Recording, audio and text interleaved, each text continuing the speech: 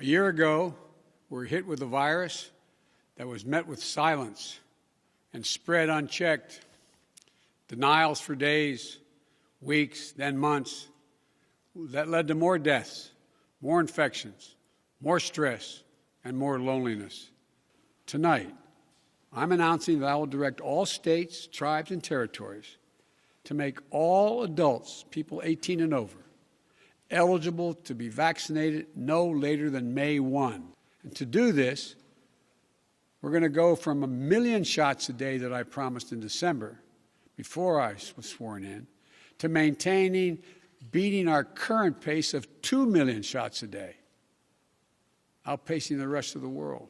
Secondly, at the time when every adult is eligible in May, we will launch, with our partners, new tools to make it easier for you to find the vaccine and where to get the shot, including a new website that will help you first find the place to get vaccinated and the one nearest you. No more searching day and night for an appointment. Thirdly, with the passage of the American Rescue Plan, and I thank again the House and Senate for passing it, and my announcement last month of a plan to vaccinate teachers and school staff, including bus drivers, we can accelerate massive nationwide effort to reopen our schools safely and meet my goal that I stated at the same time, about 100 million shots, of opening a majority of K through 8 schools in my first 100 days in office. Fourth, in the coming weeks, we will issue further guidance on what you can and cannot do once fully vaccinated to lessen the confusion, to keep people safe, and encourage more people to get vaccinated. And finally, fifth, and maybe most importantly, I promise I will do everything in my power. I will not relent until we beat this virus.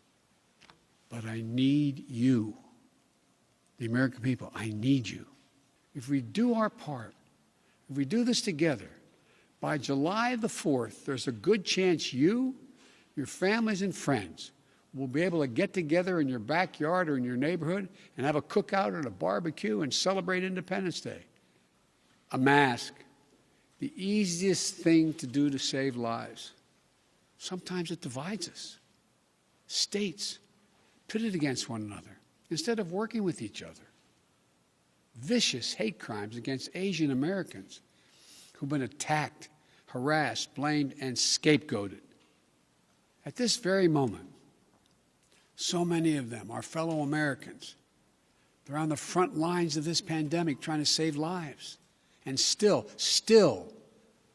they're forced to live in fear for their lives just walking down streets in America. It's wrong, it's un-American, and it must stop. This is one of the most complex operations we've ever undertaken as a nation in a long time.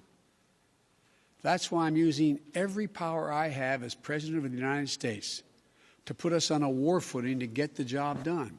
We've been focused on serving people in the hardest hit communities of this pandemic: Black, Latino, Native American, and rural communities. So what does all this add up to? When I took office 50 days ago, only 8% of Americans, after months, only 8% of those over the age of 65 had gotten their first vaccination.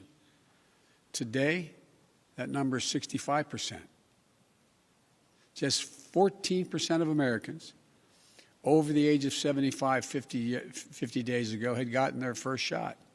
Today, that number is well over 70%. I said I intended to get 100 million shots in people's arms in my first 100 days in office. Tonight, I can say we're not only going to meet that goal, we're going to beat that goal, because we're actually on track to reach this goal of 100 million shots in arms on my 60th day in office.